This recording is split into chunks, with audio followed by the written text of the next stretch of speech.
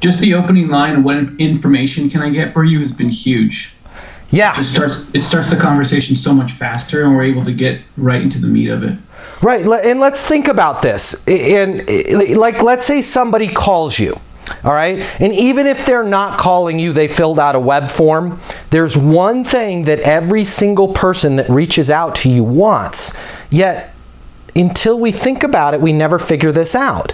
The one thing that they want, whether they're a prospect wanting to know what your price is, or a current client wanting to know where their bill is, or your manager wanting to know where the TPS report is, every single person that tries to reach out and touch you wants information.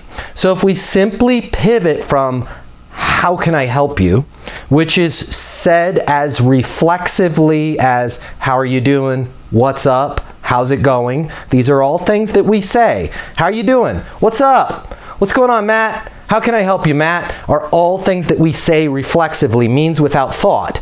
And when we hear these so much, because people say them reflexively, we respond reflexively.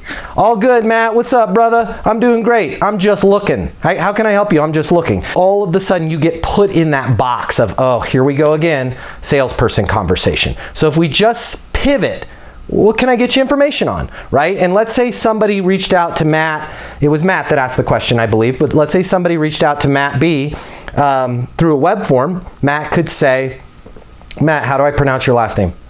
Barba? Yeah. Hey, Barba. Hey, it's Matt Barba with Easton University. Wanted to reach out to you personally, right? They're always going to say the same thing. Yeah. Hey, Matt, how's it going? It's going great, going great. What can I get you information on? Right now, just as you're finding, Matthew, that the conversation is now put on rails, right? It's going that right direction. Great point.